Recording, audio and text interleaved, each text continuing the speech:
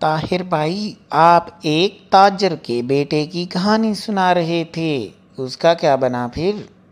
ہاں بھائی، میں آپ کو تاجر کے ایک بیٹے کی کہانی سناتا ہوں۔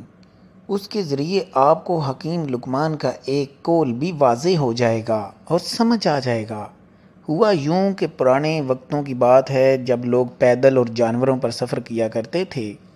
ایک قافلہ کہیں دوسرے ملک جا رہا تھا، جس میں مختلف قسم کے لوگ شامل تھے۔ اس قافلے میں کچھ تاجر تھے، کچھ سوداگر۔ اس قافلے میں ایک استاد محترم بھی سفر کر رہے تھے۔ وہ بڑے ہی دانشور اور علم والے آدمی تھے۔ بھائی پھر تو بڑا ہی رونق والا قافلہ تھا، اسی طرح باتوں باتوں میں ہی سفر طے ہو جاتا ہوگا تب تو۔ ہاں، کوئی ایسی ہی بات ہے، کافی باتوں ہی باتوں میں اس طرح سفر طے ہو جاتا ہے اور سفر کی تکان محسوس نہیں ہوتی۔ اس قافلے میں ایک نوعمر لڑکا بھی تھا، جو کہ ایک تاجر کا بیٹا تھا۔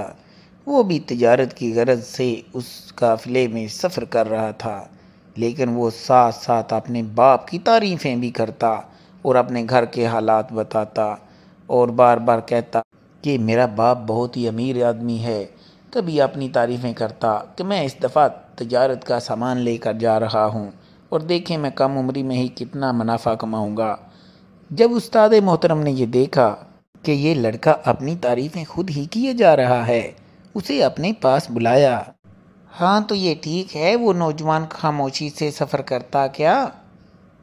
بات صرف بولنے کی نہیں ہوتی، بات یہ ہوتی ہے کہ آپ کیا بول رہے ہیں اور کس وقت بول رہے ہیں۔ آپ کو الفاظ کا چناؤ کرنا چاہیے۔ کہیں آپ اپنی تعریفیں کر رہے ہیں تو یہ بڑی نامناسب بات ہے۔ اپنی تعریفیں خود کرنا بھی کوئی مناسب بات نہ لگی جب استاد محترم کو، تو انہوں نے اس نوعمر لڑکے سے کہا کہ بات سنو بیٹا، کبھی بھی اپنی یا اپنے گھر والوں کی تعریف دوسروں کے سامنے مت کرنا، کیونکہ یہی تو حکیم لقمان کا قول بھی ہے۔ ہاں یہ تو ہے، اپنے منہ میاں مٹھو بننا بھی کوئی اچھی بات نہیں ہوتی۔ یہ استاد محترم نے بالکل ٹھیک سمجھایا۔ بالکل ایسی ہی بات ہے، اس بچے کو سمجھ آ گئی اور اس کے بعد باقی سارا سفر اس بچے نے بڑی دانائی کے ساتھ لوگوں کی باتیں سن کر طے کیا اور لوگوں سے، اپنے بڑوں سے سیکھا اور استاد محترم کا شکریہ بھی ادا کیا۔